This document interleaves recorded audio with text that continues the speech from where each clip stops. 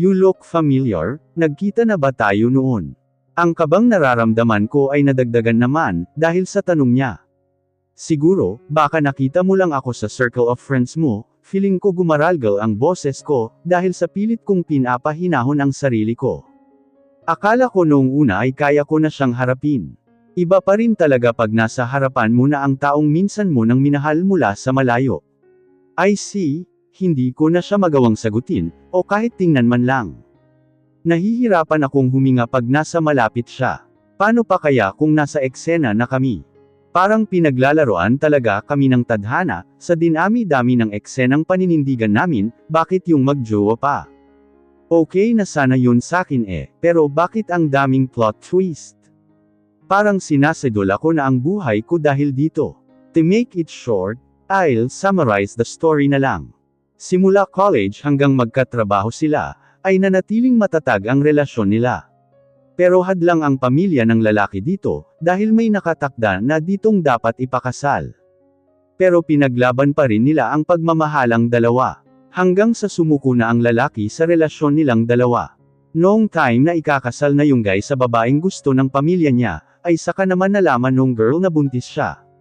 Ayaw niyang maramdaman ng anak niya, na anak lang siya sa labas. Kaya pumunta siya sa ibang bansa. Then after so many years ay babalik ito muli, para manatili na sa bansang kinalakihan niya. Pero ang susunod ay secret na lang muna. Mali kasi ang pagkakaintindi ko sa kontrata. Akala ko commercial lan, pero series pala itong gagawin namin. Hindi ko naman kasalanan na mali ang pagkakaintindi ko, dahil sinadya iyon ni Dad. Yun talaga ang nabasa ko, pero may dugtong pa pala yun. Wala na akong nagawa, kasi nakapirma na ako. Hindi ko alam kung magiging masaya ako sa pagiging supportive ni Daddy sa love life ko. May gaganapin muna tayong meeting, bago simulan ng eksena, narinig kong sigaw ng isang staff malapit sa amin. Tumayo naman ako kaagad, para makalayo ako sa pwesto ni Alejandro.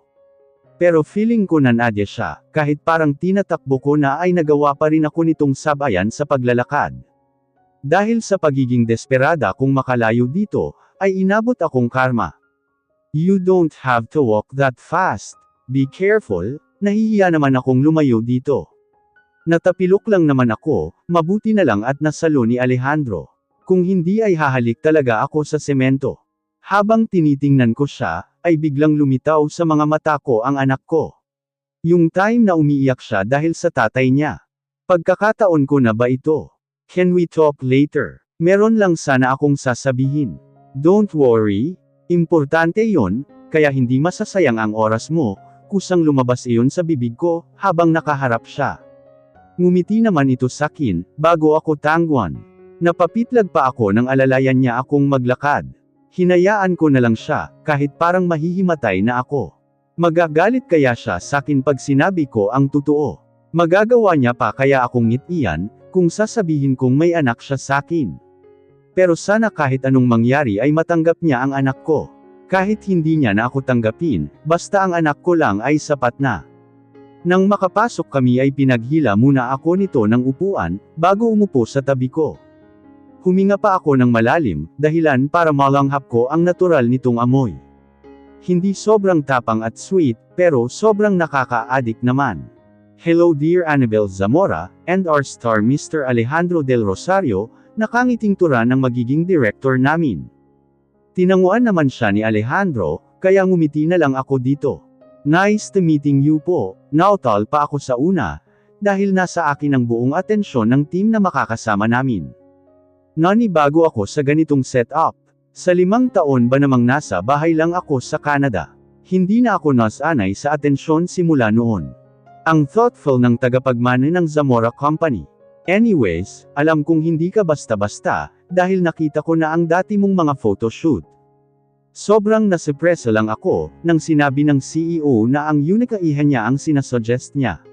Sino ba naman ako para tanggihan ng boss, at high standard din ang sinuggest nito, kahit nahihiya man, ay nagawa ko itong nginitian ng natural.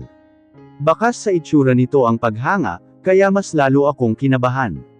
Baka dahil sa sobrang expectations nila sakin, ay hindi ko magawa ng maayos ang trabaho. Thank you so much sa compliment po, but I will do my best para sa expectations nyo. Matagal na akong hindi nakakaharap sa camera, kaya sana ay matulungan nyo akong mag-adjust, natural ang bawat linyang sinasabi ko. Kailangan kong maging natural, at makisama para mas mapadali ang trabaho ko. Of course hiha, let's talk about Mr. Del Rosario naman. Anong masasabi mo sa magiging ka-love team mo sa seryeng ito? Ngumiti ito sa kanya, at tiningnan pa ako nito bago magsalita. I'm excited, pakiramdam ko ay nasa Hollywood na ako, sa sobrang ganda ng makakatambal ko. I'll definitely do my best para sa seryeng ito. And this is my last series, bago ako umalis sa showbiz. Halo-halong emosyon ang nararamdaman ko dahil sa sinabi niya. May hiya dahil sa sinabi nito tungkol sakin, at tanong kung bakit aalis siya sa showbiz. Pero wala ako sa posisyon, para magtanong sa kanya ng mga personal na bagay. Pero sana ay masabi ko na ang totoo sa kanya ang lahat. What do you want to talk about?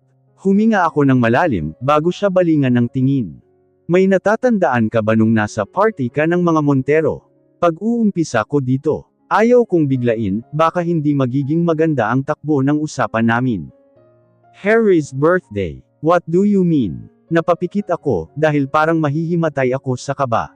Kaya ko ta para sa anak ko. May ikakwento sana ako sa'yo okay lang ba? Mas mabuting idaan ko na lang muna sa kwento, para maalala niya. Gusto kong siya mismo ang makadiscovery ng nakaraan naming dalawa. Oo naman, wala naman akong ibang gagawin, I'll listen, napakagatlabi ako. Bakit ba sobrang bait niya? Kaya ako nahulog sa kanya, dahil sa ugali niyang ito. That day, hindi ko makakalimutan ang araw na iyon. I used to treat them as my family, but kusa akong napahinto sa sasabihin, nang hinawakan nito ang kamay ko, at may nilagay na kung ano. Nang makita ang panyo sa kamay ko, ay doon ko lang napagtanto na lumuluha na pala ako. Kailangan kong sabihin sa kanya ang lahat ngayon na, baka hindi ko na siya makausap sa susunod pa. Sa kwarto ni Harry, doon nila ako dinala noong time na sobrang nalasing ako. Then I woke up na may katabing lalaki. Doon ko lang napagtanto na may nangyari sa pagitan naming dalawa, dahil sa sinabi ko ay parang nanigas ito sa kinauupuan niya. Sana naman ay may idea na siya. Parang hindi ko na kayang dugtungan pa ang sinasabi ko. Dahil sa takot ay umalis ako at nagtago. Hindi ko naman akalain na magbubunga ang tagpong yun. What? May anak tayo. Ramdam ko ang panginginig ng boses nito.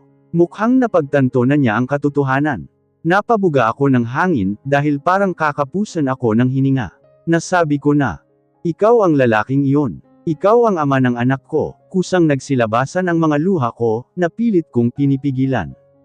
You're joking right. Ikaw yung babaeng nadatnan ko sa kwarto ni Harry. Pero bakit kailangan mong magtago? Ang daming tanong nito, na hindi ko masagot. Hindi ko alam kung saan ko sisimulan. Lakas loob ko siyang tiningnan. Bakas sa itsura nito ang pagkalito, at halo-halong emosyon. Hindi ako naghahangad ng iba pa, ang gusto ko lang sana ay tanggapin mo ang anak ko. Magalit ka man sakin, pero sana yung anak ko lang, matanggap mo. Hindi ko balak na manhiran ng pamilya, kaya kami na lang ng anak ko ang mag-a-adjust sa buhay mo, kusa itong lumabas sa bibig ko, na walang pagdadalawang isip. Natahimik naman siya sa tabi ko, kaya napayuko ako. What now? Wag naman sana niyang kunin sakin ang anak ko. Pero kung babalakin niya mang kunin ang anak ko, ay hindi naman ito basta-bastang sasama sa kanya. Ito na nga ba ang kinatatakot ko Pero bigla akong napaisip sa nakita ko noong nakaraan. Alam niya kayang may ibang kasama ang asawa niya. Sobrang naguguluhan ako sa sitwasyon nila, pati na rin ng samin. Mauuna na ako, pagbasag ko ng katahimikan sa aming dalawa. Tumayo na ako para sana bigyan siya ng panahon. Mukhang hindi pa nagsisink in sa utak niya ang lahat ng nalaman. Akmang tatalikod na ako dito nang magsalita siya. Gusto ko siyang makita. Parang ako ang napako sa kinatatayuan ko, dahil sa naging desisyon nito. Dahan-dahan akong napalingon sa kanya, na parang sinisigurado kong seryoso siya sa sinasabi niya. Tiyak na matutuwa ang anak ko, pag nasabi ko na ang totoo sa daddy niya. Can you wait for a while? Kakausapin ko lang sana siya, para hindi mabigla, kung okay lang. Asal ko kaagad sa kanya, nang makitang umupo na ito sa sofa.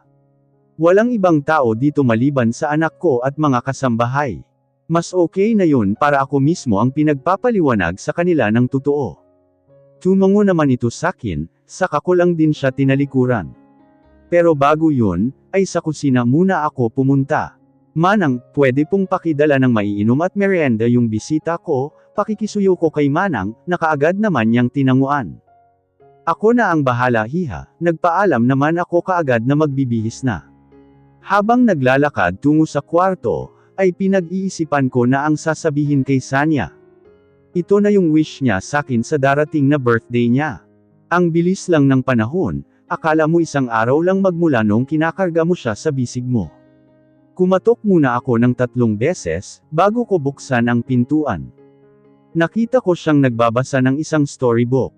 Pwede ka bang makausap ni Mommy? Meron sana akong surprise sa'yo, nakangiti kong saad dito. Kaagad naman itong lumapit sa pwesto ko, at niyakap ako sa bewang. Oo naman Mommy, what do you mean by the surprise po?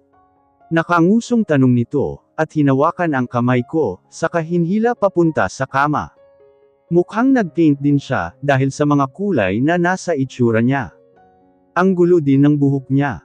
Hulaan mo kung ano yung magiging surprise ko sa'yo. Nakangiti kong saad dito, at kinuha ang sukle sa gilid para masuklayan ko ang mahaba niyang buhok. Medyo curly ang buhok niya, medyo magulo nga lang, pero malambot naman. Did you buy me a cat po? Inusenteng tanong nito sakin, at marahang kinamot ang batok niya. Mahina naman akong natawa dahil sa naging sagot niya. Matagal na rin niyang sinasabi na bilhan siya ng pusa, pero allergy naman siya sa balahibo, kaya hindi ko pinagbigyan. No, yung mas gusto mo pa, dagdag ko dito. Huminga ito ng malalim, at mukhang nag-iisip ng mabuti. Nilagay niya pa ang hintuturo niya sa bandang baba niya. I don't have any idea talaga mom, umiling pa ito sa akin na naguguluhan pa rin. Nginitian ko siya at hinarap sa akin nang matapos ko siyang suklayan. Paano kung sabihin ko sa'yong kasama ko ang daddy mo? Anong gagawin mo? Tanong ko dito at pinahiran ng wet tissue ang mukha niyang nalagyan ng paint. I'll hug him. Or told him how much I love him. Pati siya ay hindi sigurado sa sinasabi niya. Naging tanong ang mga lumalabas sa bibig niya. Gagawin mo yan ha, your daddy is waiting for you downstairs. Are you serious mom? Napapikit ako dahil sa lutong ng sinabi nito. Saan niya natutunan ang bad words na mga salitang yun? Teka nga, who taught you that words? Bakit ang dami mong alam na kalokohan? Hindi ko maiwasang pagtaasan siya ng kilay, pero iniwas lang nito ang tingin sa akin. I just heard it po. Ngumuso naman itong humarap ulit sa akin. Is my daddy really here? I mean downstairs. Waiting for me. Saad nito na parang sigurado ang sinasabi ko. Yung tipong feeling niya na banibiro ko lang siya. Do you want to meet him? If yes, then let's go. Anyaya ko dito. Nagdadalawang isip pa siyang humawak sa kamay ko, pero kalaunan ay humawak din. How should I treat him po? What do I do? Should I say I miss you or just be yourself? You don't have to feel nervous. He is your father. He will accept and love you no matter what. Napabuntong hininga naman siya dahil sa sinasabi ko. Kahit siya ay natataranta, kung anong iaakto niya sa harapan ng mismong papa niya. Inalalayan ko siya habang pababa kami ng hagdan. Ramdam ko ang lamig at pamamawis ng kamay ng mga kamay nito. Nang makababa kami, ay sa kanya nakita si Alejandro na nakatalikod sa pwesto namin. Kusang napahinto ang mga paa ko nang tumigil si Sanya. Napabuntong hininga ako, nang makita ang mata nitong may bakas ng luha. Namumula na rin ang pisngi nito, dahil pilit niyang nilalabanan ang luhang kumakawala sa mata niya. Go na, napakagatlabi ako sa sinabi ko. Dahan-dahan naman itong tumango sa akin. Mukhang naramdaman din ni Alejandro, ang presensya namin mula sa likod. Dahan-dahan naman itong humarap sa pwesto namin ni Sanya. Napamaang ito nang makita ang anak ko. Sino ba naman ang hindi magugulat, carbon copy nito ang bata. Napaiwas ako ng tingin sa kanila, nang makitang nangilid ang luha ni Alejandro. Parang ako yung naiiyak sa tagpo nilang dalawa. Hay po, bakas sa boses nito ang saya, habang pinipigilang humikbi. Parang hindi pa siya sigurado sa sinabi nito. Napaigtad kami ng anak ko sa gulat nang magmura siya. You're so beautiful baby. I am really a father. Kamukhang kamukha kita. You are my girl version. God. I can't believe this. Dugtong nito at tanging hikbilang ng anak ko ang maririnig sa kanilang dalawa. Kapwang umiiyak ang dalawa, habang nakayakap na sa bawat isa. Do you accept me as your daughter po ba? Kahit may ibang family na po kayo. Napapikit ako dahil sa narinig. Hindi ko naman akalain na maririnig na ang pag-uusap namin ni Kuya noong nakaraan. Nakita ko kung paano kumunat ang noo ni Alejandro, habang tinitingnan ng anak ko. Napako naman ako sa kinatatayuan ko, nang magtama ang mata naming dalawa. Pati siya ay naguguluhan sa sinasabi ng anak niya. Nabalitaan kasi namin na kinasal daw kayo ni Stacy, can I talk to you? Yung tayong dalawa lang sana, hindi ko alam kung ano ang sasabihin ko, dahil hindi ako mapakali sa totoo lang. Tumango naman ito at muling hinarap si Sanya. Mag-uusap lang kami ng mommy mo sandali, then babalikan kita. Wait for daddy, okay. Kumislap naman ang mata ng anak ko, habang tumatango dito. Pinahira niya pa ang luhang natuyo sa pisngi niya, saka marahang niyakap muli ito. Seeing her happy makes me smile too. Siya lang ang nakakagawa sa akin ng ganito. Yung tipong isusugal ko ang sariling buhay ko para sa kanya. Sa mga nagdaang panahon, ay parang gusto kong pigilan ang pagiging makasarili man, pero ayaw kong lumaki o magdalaga man siya. Kung kaya ko lang pigilan ang panahon ay gagawin ko talaga. Sa ngayon ay ihahanda ko muna ang sarili ko sa magiging kahihitnan nito. Alam kong may magiging kaati na ako sa atensyon ng anak ko. Pero sana ay manatili pa rin siya sa tabi ko. Pangakong hindi kami manggugulo ng anak ko sa inyo ng pamilya mo. Pero sana ay bigyan mo lang siya ng kahit kaunting atensyon at oras, paunang salita ko dito. Pero, tiningnan niya lang ako ng mariin, kaya napaiwas ako ng tingin dito. Ganun pa rin ang epekto nito sa akin, kahit ilang taon na ang nakalipas. Nagawa ko ngang mahalin siya sa malayo at ilang taon na. Ngayon pa kaya. Napabuga pa ako ng malakas na buntong hininga, bago muling magsalita. Alam kong mali na tinago ko sa iyo ang lahat. Pero, sana maintindihan mo. Ayaw ko lang makasira ng pamilya.